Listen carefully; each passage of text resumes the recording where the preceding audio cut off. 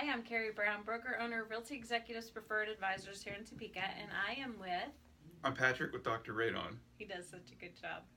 Okay, so we are talking about what we just dubbed jacked up systems. So if they are not installed correctly, that's not a technical term, but if they weren't installed correctly, we're going to tell you what it is you need to look for, because there was an error, I would say, that things weren't necessarily installed the way they should be.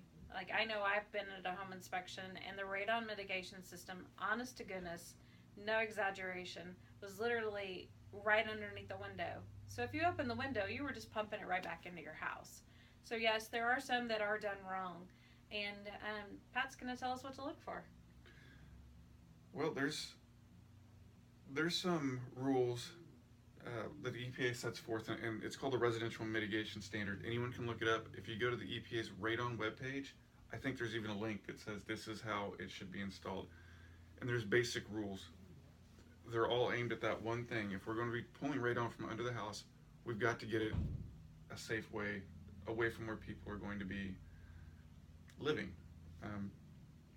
The number one problem on homeowner installed systems is they put that fan in the basement. If it were ever to be dislodged or something were to fail down there, it's worse than just having an open sump pit, because that's not really actively pulling it into the house, whereas that fan could literally be just pumping the radon into the house.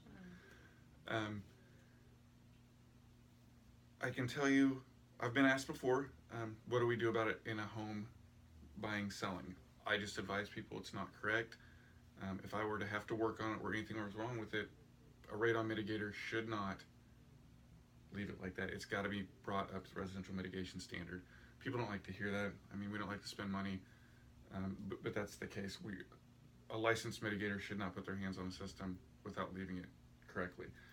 The second biggest problem is, just like you said, not having the system discharge in a safe place. I was at a home recently, this week, and they had done a home system. The fan was in the basement. They'd sealed the cover down, great. The system tested great. The outside of the house looked amazing because they used a dryer vent, and it was underneath a bedroom window, or right next to a bedroom window. Oops. And I told the buyers, the system was electrically safe, wasn't going to burn the house down, but I also outlined the problems with, like we talked about, the fan being in the basement, and if they opened, there's a master bedroom and one other bedroom that were in line with each other. If they open those windows, most certainly you're going to pull radon right back into the house.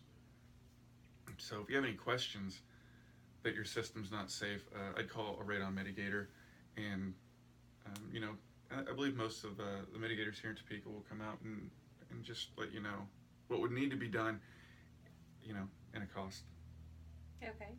And if they wanted to call you, your number is? 785-215-3776. And if you'd like to call us, our number is 785-213-5188.